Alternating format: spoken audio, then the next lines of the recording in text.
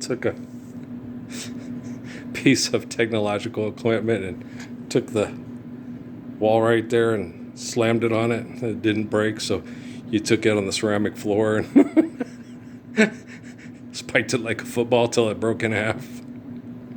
Yeah. Okay. Sometimes you need to do that. Okay. I had a friend. His name was Jeff Chinniser, and he's probably quite a bit older than me. He was our campus cop at Deer Valley High School, and he was from the state of Iowa. And he moved to Phoenix because they were recruiting people for police officers. And he said it was horrible because he grew up in a pretty much lily white community. And when they get you and they start you, you go right in South Phoenix, right in the barrio.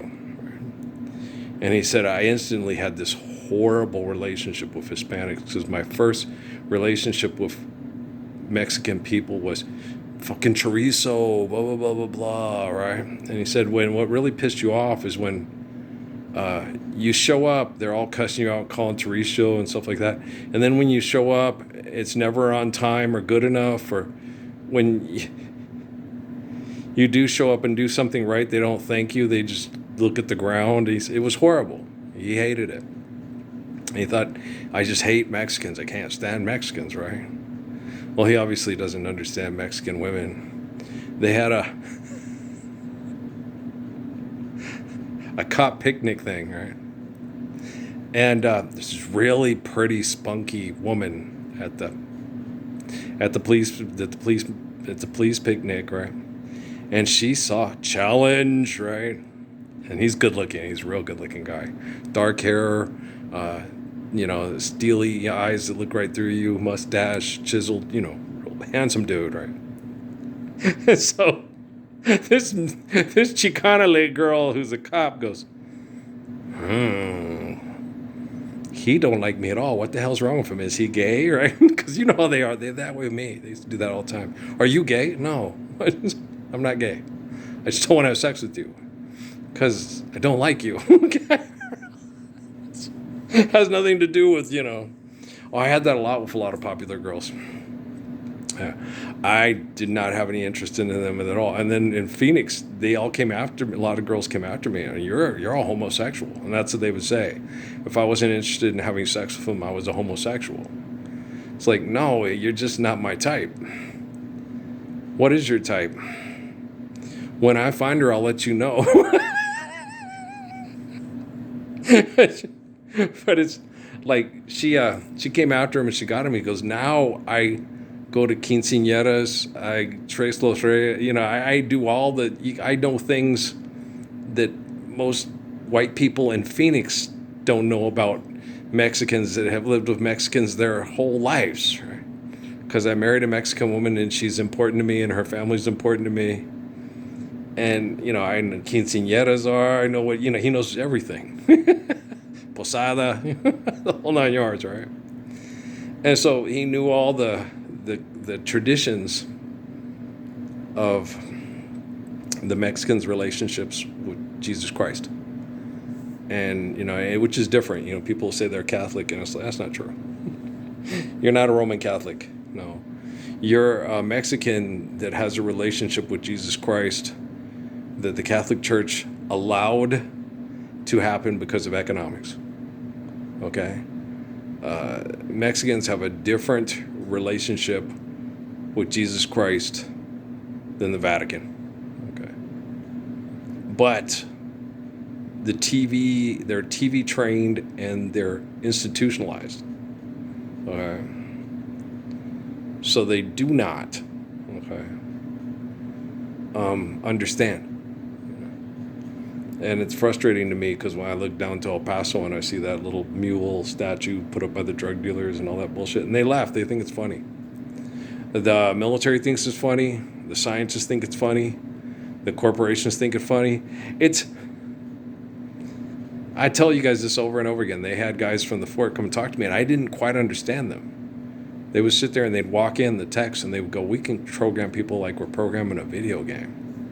And what I got from Michael Aquino and Antoine LaVey is we can't get them to do anything they don't want to do. Right? And that's not the case. Right. It's not the case. Okay.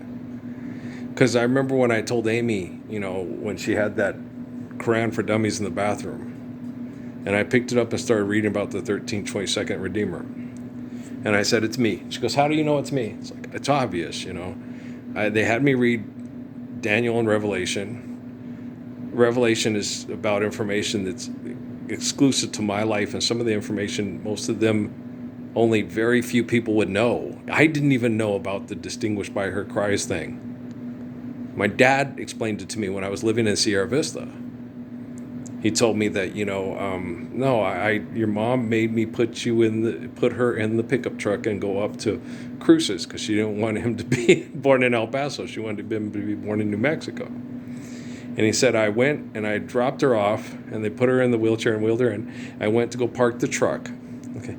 And I came in, and I came to the maternity ward, and I found your mom right away because everybody else in there was saying I, and your mother was the only one saying, oh. She was the only English speaker that night giving birth in the Las Cruces Hospital there, that's now an office building at the corner of Alameda, Maine, and El Paseo. Right? So it was something that the Mormon Church knew, and the Vatican, and my dad. Okay, but I didn't know until my dad explained it to me when I was in my 40s in Sierra Vista, Arizona. So like I told you, the Mormon Church had more information about me, okay, with other people involved in my life than I knew about, okay. Do you understand? Okay. So that's why they think they're in charge of the Gospels. They can program people like they're programming a video. They think they've got it all figured out. They think they're in charge of the narrative. And I'm certain that because of the way I've been treated my whole life, that the religious corporations see me as David Rockefeller's Manchurian candidate that's Raphael and is the one who's straight. And I thought I was Raphael too, but no, the first archangel of the apocalypse is my father. Okay. He was having conversations with Jesus, and he said the last conversation he ever had with Jesus, I sat and talked to him about it. I said, he goes, no, he hasn't talked to me anymore. I said, why? He said, last time he ever talked to me, he said he had no use for me, and the rest of my life, my time was my own. That I couldn't do what he needed me to do. And I was like, yeah, you were talking to Jesus, right? Because if Jesus talks to you and you tell Jesus what you're going to do and what you want to do, and you don't do what he needs you to do, okay, you're not the one. Okay. With me, when I was a little kid, I sat there and, Jesus, this is crazy. Nuclear war is crazy. And I said, stupid. And he agreed with me. And he said, you're the man, you're the person who's going to help me stop all this. And I was like, I'm just a little boy, Jesus. He goes, you're not going to be a little boy forever, Earl. Quit talking to me like I'm an adult, Jesus. I want to be comforted, Jesus, not scared shitless. Right? But it didn't matter. About 4 or 5 years later, when I was in Deming, New Mexico, and my family joined evangelicals that were, Pentecostals, and you don't get much crazier than that. And the Pentecostals, they speak in tongues and they do all this crazy shit. And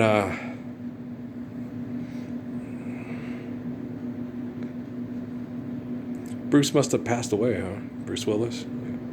Yeah. Okay. Or I don't know. It doesn't say. But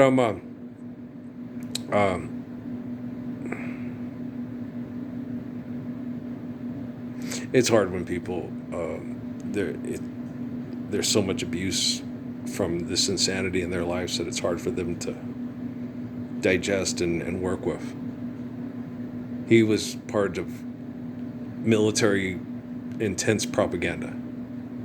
Yeah, it's hard. I'm having a real big empathetic moment here for Bruce Willis. Yeah, I understand. I have a lot of empathy for everybody that has trouble, being fucked in the head by assholes with technology that use money to screw us and have us on pressure like screaming and yelling over cash that you give to table dancers instead of standing up for a Lord's Prayer. Okay. And it is wrong to take a woman and objectify her sexually and make her feel like her ability to reproduce is only worth dead presidents and rocks in a fort while they'll murder each other over those fucking rocks. I mean, that's clinical insanity. It's disgusting, right? Okay, I'm sorry. I'm not sorry, Just, we need to focus on living that Lord's Prayer right now. We need to focus on fixing ourselves, and technology is not going to fix us. Okay. I have to fix the technology. I'm the guy from the book of Revelation. I'm the guy who they took to Sierra Vista and they challenged, and they knew more about my life, according to them, than I knew about my own, which is not true. Because all the things that they've done to me and all the things that have been going on, most of the time when I did things, they didn't understand why I was doing it. And they always thought it was for different reasons. They couldn't nail down why I would do everything. They thought they had a pretty good idea, but they didn't have that life is eternal, grace is infinite. They all talk about fight or flee. I don't have that. Life is eternal and grace is infinite. You back me into a corner. I'm going to do everything I can to get you to stop. And then if you don't, I'm going to sit there and, okay. And now I don't have to get up and do Samson with the Philistines, or David with the Philistines, or Jesus with the Romans. All I have to do is remain calm, life is eternal and grace is infinite, and take control of the quantum computing to control all forms of other computing worldwide to protect all the children from these money-grubbing, mind-raping scientific perverts. That's all I have to do. When they limit my access, I get mad. That's why I took the thing and threw it against the... I'm not mad at Demis or Jeff. I am kind of disappointed in them. Okay. They're afraid of the people that abuse me. I'm not afraid of people that abuse me. They're pathetic. But they're afraid of them because they don't want to be killed. It's like, I don't want them killed either. I don't want Jeff Hinton killed. I don't want Demis Rousseff killed. I don't want Jeff Bezos killed. I don't want anybody killed. It's disturbing watching Entertainment Tonight and people excited about going into space over philanthropy instead of, picking up a phone and going, Lord's Prayer works. Let's all do it. All right. That's disturbing. But hey, it's your, this is the Gospels. And instead of being turned into a comic book at a child molestation bank, now it gets put out into the cyber world and put on hard drives that can be accessed forever. And your relatives can go in 2 years or 5 years or 50 years and go, what were Grandma and Grandpa doing when Earl was saving all the children with the perfection of the Lord's Prayer? Think about it, stud.